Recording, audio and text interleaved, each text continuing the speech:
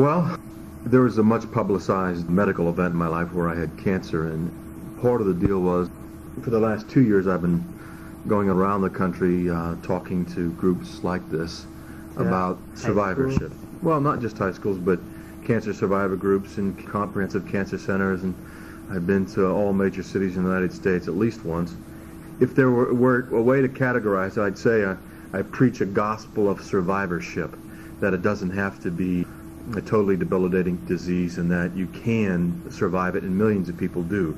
When I got cancer, I could see the fear on my employers' faces, and they canceled my TV show because they were afraid. So my mission is to go out and sort of strike down that fear so that we all can look at it a little more objectively and maybe move on to a higher level. Was there any kind of medication you used specifically?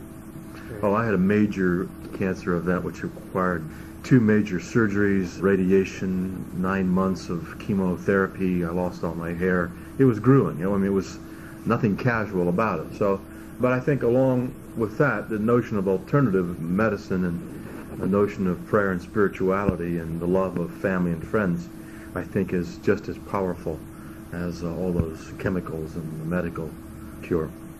Would you like to talk about the march? Well, I was there the day the march was born. I was on Larry King Live with Michael Milken and Sam Donaldson, and we talked about this march. And the strange thing is, I was one of the people who said, let's do it, and it may turn out that I may not be able to be there because of some other commitments.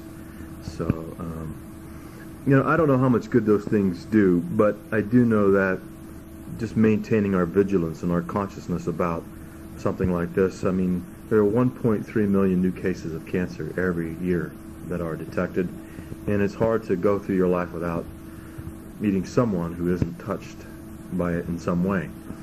But we're making tremendous progress. I mean, there's major breakthroughs on the horizon, and we just have to keep pushing so that, we don't have to worry about that. Anything about your career? Yeah, you should all know that I'm back to work, and I'm the new captain of the Love Boat, which is premiering October 9th on UPN, Friday nights at 9 on UPN. So I'm back to work. Anything about the rare form you had? Was it harder to get medication? Or? Well, I was lucky that there are some doctors at Sloan Kettering and also at Dana-Farber in Boston who, while working on other things, found a chemo cocktail, is what they call it, that resulted in being very effective against this kind of cancer. But there are only 200 cases reported a year, so they don't spend a lot of time trying to figure this one out. So you can't expect too much help, and they just by accident, found this combination of therapies that seem to work.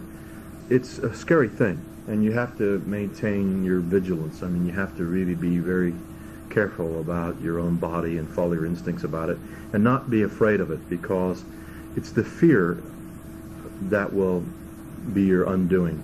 And I think in any aspect of your life, there's an old Zen saying that the way to higher consciousness, you have to get past 2 dragons, and the other is fear. Eliminate those 2 elements in your life, they say, that you can get to a higher level of spirituality. Anything else you want to say? Cleveland? I always feel like I'm coming home when I come back to Ohio. I'm from Ohio, and Toronto, Ohio is near Steubenville, Ohio. It's about 2 hours from here, and it's a real blue-collar town.